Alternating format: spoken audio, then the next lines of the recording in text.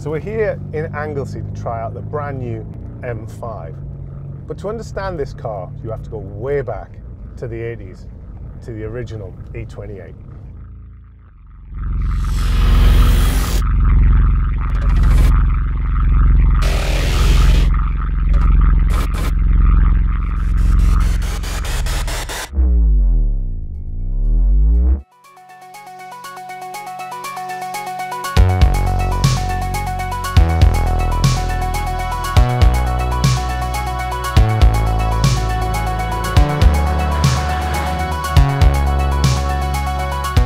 The Q car, the wolf in sheep's clothing, that's what this first generation M5 was all about. An executive super saloon with supercar performance hidden in what looked like a normal four-door saloon.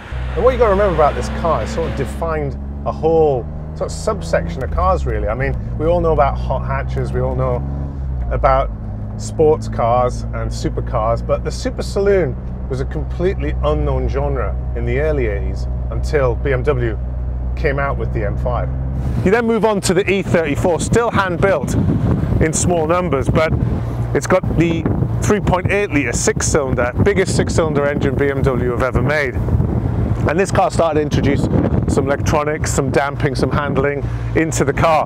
And then the big one, the mass-produced, the E39. Everybody knew and loved this car. 400 horsepower, delightful handling, and still retaining that sort of sleeper look, but those in the know knew exactly what this car was capable of.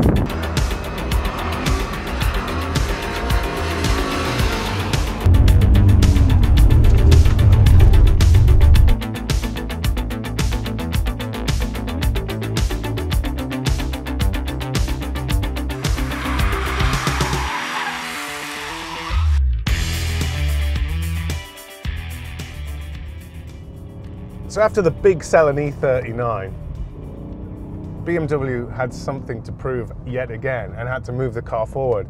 So they opted for a quite staggering V10. Bonkers at the time and bonkers now, it's still a staggeringly fast car.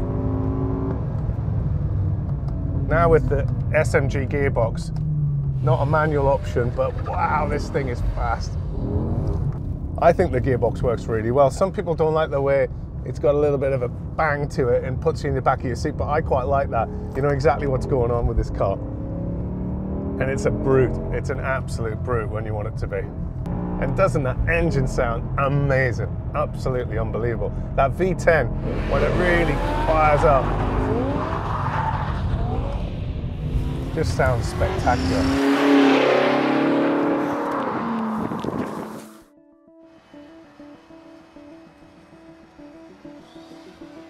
So here we are, smack bang up to date in the 2018 M5, and it's a very nice place to be.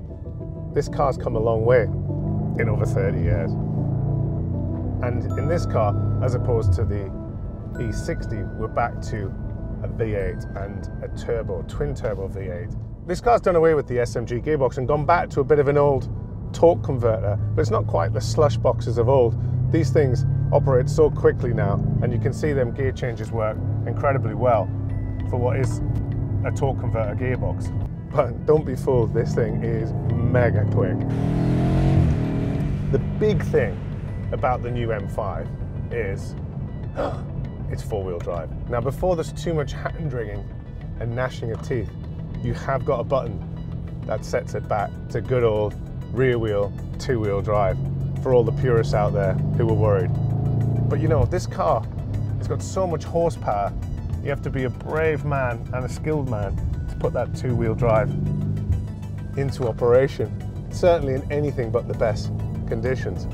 And it's funny, it's a very refined place to be. It's got that executive express feel about it.